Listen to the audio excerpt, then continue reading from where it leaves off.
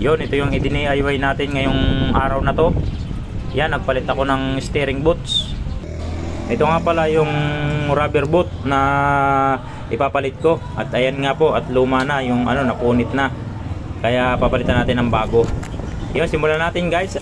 Inangat ko na yan. Ginamitan ko ng crocodile jack. Yan. At para mabaklas natin ang gulong.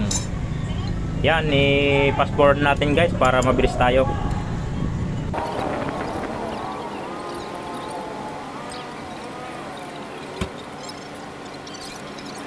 Yan, tanggalin na natin tong gulong. At nilagyan ko nga pala sa ilalim yan ng ano, ng yung pang-reserva natin na gulong para once na bumigay ang ating ano at bumaba ang ating jack, crocodile jack, eh may suporta pa rin yung ilalim natin ano guys, huwag natin kakalimutan yun. At para lagi tayong safe. Yan.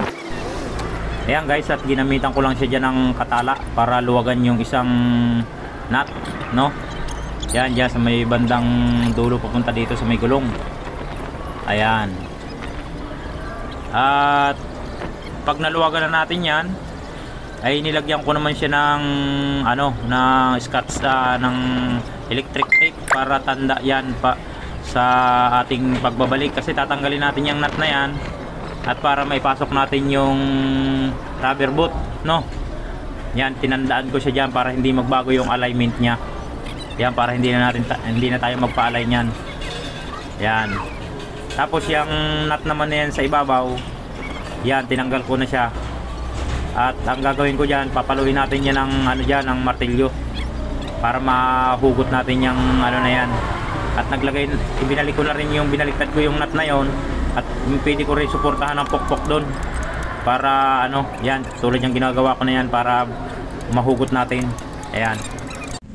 Ayun, ito guys, natanggal na natin ito. Tanggal na natin. Ngayon, itong ano na to, bibilangin natin kung ilang ikot ito para nasa alignment pa rin yung ating ano. Ayan. Para ayan. Hindi kita.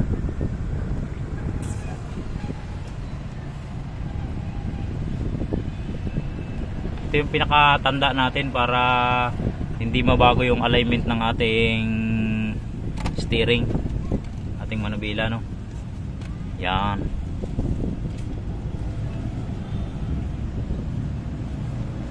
Yan. Tapos ngayon, ito bibilangin na lang natin din. Dito ka. I-share muna ako.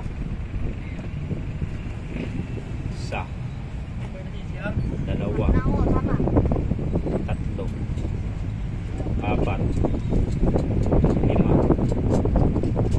anim, pito,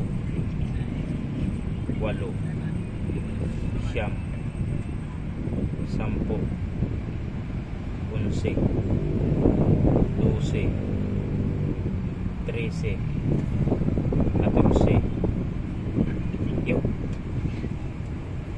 14. Uy, Chico, sasama? Bayang ano, Sasama? Matagal yan. 14 pa ganyan, 14 pa ganyan. Pang 14 to. 14 di ibig sabihin 14. Pag ganun ko, talas na siya. Ibig sabihin 14.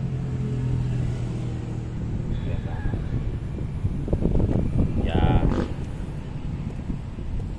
Tapos, siyempre tatanggalin natin to guys. Nandun naman yung tape eh. Ah, yan mo na. Nandun naman yung tape ah. Tanda Ha? pa rin yun. Hanggang dun ka lang sa may tape. Para hindi mabago talaga, lalagyan natin. Sino yung anong konting?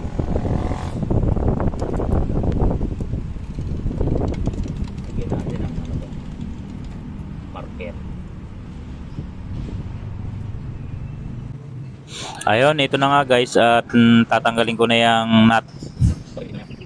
At pagkatapos kong tanggalin yung nut na yan, pupunasan natin. Yan, tinanggal ko muna yung grasa na yan sa ano, yung dati niyang grasa. At papalitan ko ng bago. Ayan.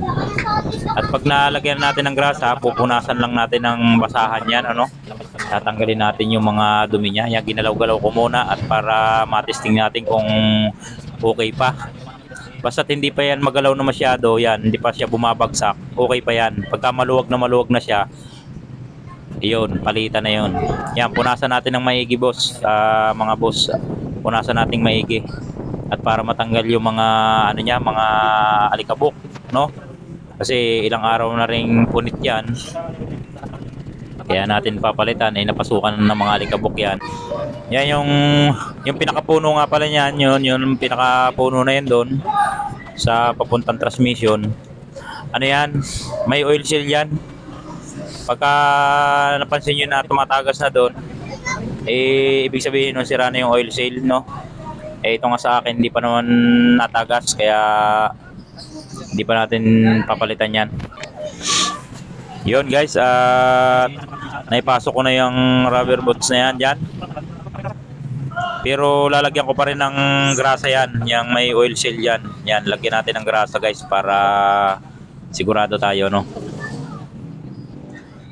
At pagka nalagyan na natin, kabit na natin, lagyan na natin ng cable tile para may lock na yung ano niya, para hindi na matatanggal, no? Yo, tapos na tayo dyan guys. Kung nagustuhan niyo itong video kong ito, paki-follow na lang po sa Facebook ko at paki-like and share. Yo, thank you for watching.